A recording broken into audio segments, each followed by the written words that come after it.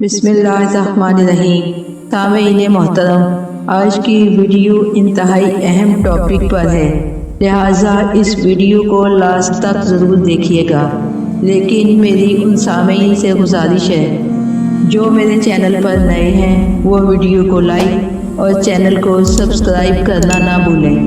معزز سامعین، ظاہر ہے کہ انسان اللہ کی طرف سے اس دنیا میں آتا ہے اور اللہ تعالیٰ کی طرف سے آزمائشیں بھی آتی رہتی ہیں۔ جب انسان پریشان ہوتا ہے تو گھبرا جاتا ہے، اللہ تعالیٰ سے دعا کرتا ہے، اللہ کے قریب ہو جاتا ہے، لیکن جب اس کے حالات بہتر ہو جاتے ہیں تو وہ اللہ کو بھول جاتا ہے۔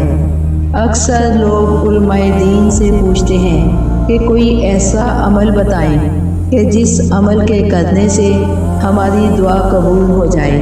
اللہ تعالیٰ نے ہمیں بہت بڑی نعمتوں سے نوازا ہے، ہمیں ایسے امام عطا کیے ہیں جن کو وسیلہ بناؤ تو اللہ تعالیٰ ایسے بندے کی دعاؤں کو رد نہیں کرتا، اللہ دعاؤں کو قبول کرتا ہے۔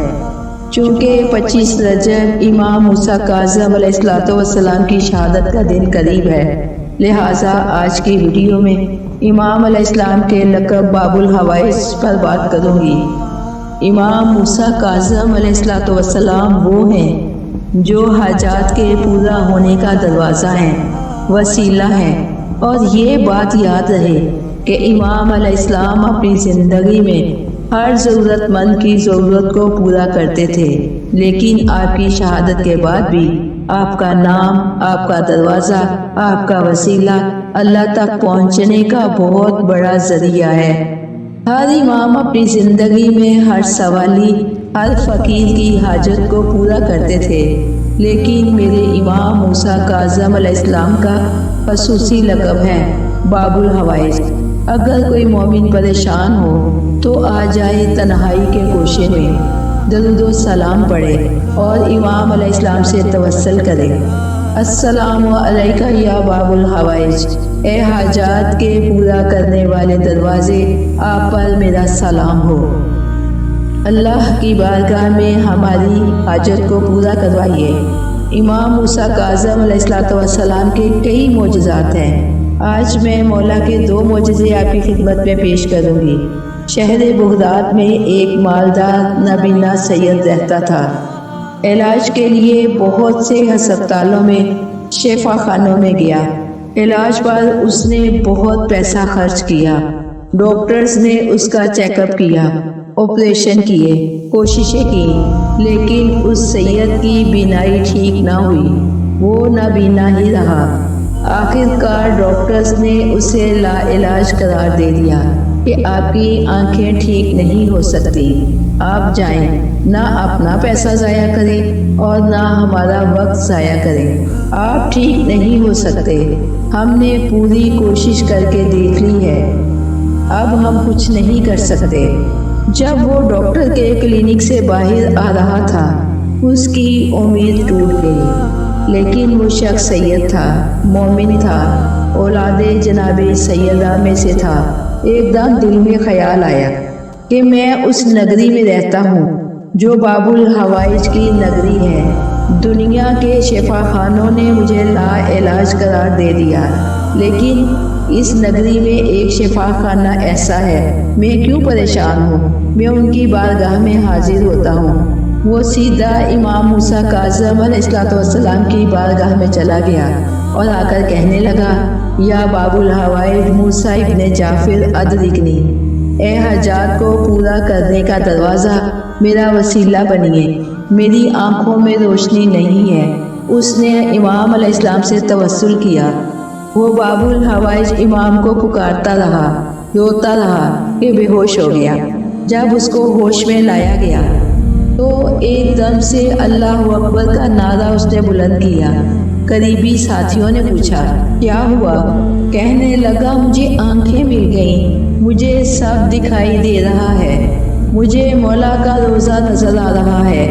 لوگ اس کی جانب بڑھے اور تبرکن اس کا لباس نوچنے لگے۔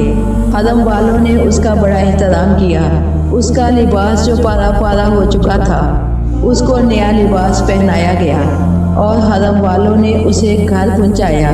اس واقعے سے ہمیں یہ درس ملتا ہے کہ دنیا کے شفا خانوں سے نا امید ہو جاؤ تو ان شفا خانوں کی طرف آؤ جن شفا خانوں کو بنانے والا اللہ ہے۔ باب الحوائج امام موسیٰ کاظم علیہ السلام کی بارگاہ میں آؤ اور توسل کرو۔ یہ دنیا کا شفا خانہ نہیں ہے، یہ شفا خانہ نور کا شفا خانہ ہے۔ یہ شفا خانہ سرچشمہ بقا ہے، ان کے در سے کوئی خالی نہیں لوٹتا، جھولیاں بھر کر لوٹتا ہے۔ سامعین گرامی قدر، آج کی گفتگو کا محور باب الحوائج ہے۔ یہ دروازہ ہے حاجتوں کے پورا ہونے کا جو سب کے لیے کھلا ہوا ہے۔ ایک اور مولا کا معجزہ عراقی عالم دین بتاتے ہیں کہ میں نے دیکھا کہ میرے دادا کے سامنے جب امام موسیٰ کاظم علیہ السلام کا نام لیا جاتا تھا تو ہم دیکھتے کہ ہمارے دادا گریہ کرنے لگ جاتے تھے۔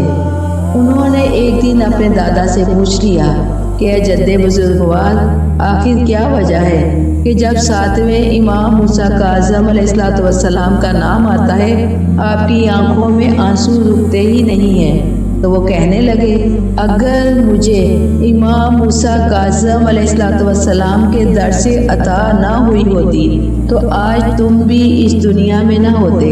میں نے پوچھا وہ کیسے؟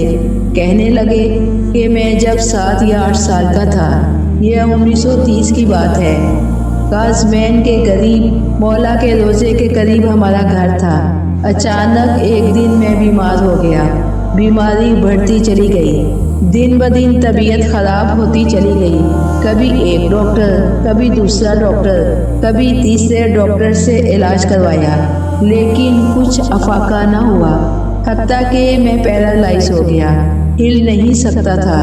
میری ماں نے چادر اوڑھی۔ عزیزہ نے گرامی، ماں ہوتی ہے، ماؤں کی قدر کیا کریں اگر زندہ ہیں، اگر دنیا میں نہیں ہیں تو ان کی قبر پر جا کر توسل کیا کریں۔ وہ کہنے لگے کہ میری ماں نے چادر اوڑھی اور امام موسیٰ کاظم علیہ السلام کی ذریعے اقدس پر گئی اور مولا کے روزے کی جالی کو پکڑ کر کہا، یا امام موسیٰ کاظم علیہ السلام، میں نے اپنے بیٹے کا نام کاظم آپ ہی کے نام پر رکھا ہے، مولا میرے بیٹے کو شفا دے دیں۔ آپ شفا نہیں دیں گے تو اسے کون شفا دے گا؟ ماں نے بہت گریہ کیا۔ جب گھر واپس آئی، رات کو انہوں نے خواب میں دیکھا کہ ہمارے دروازے پر دستک ہوئی۔ جب دروازہ کھولا تو دیکھا ایک سید سیاہ عمامہ پہنے ہوئے کھڑے ہیں، چہرہ اتنا نورانی۔ کہنے لگے، میں امام علیہ السلام کی طرف سے آیا ہوں، امام علیہ السلام نے حکم دیا ہے کہ فلاں ہاسپٹل میں اپنے بچے کو لے کر جاؤ۔ صبح جب میری ماں بیدار ہوئی تو انہوں نے اس ہاسپٹل کے بارے میں لوگوں سے پوچھنا شروع کیا تو کسی کو پتہ ہی نہیں تھا۔ آخر کار پوچھتے پوچھتے پتہ چلا کہ وہ ہاسپٹل بغداد کے ایک کونے میں چھوٹا سا ہاسپٹل ہے، اور میری ماں مجھے لے کر اس ہاسپٹل میں پہنچی۔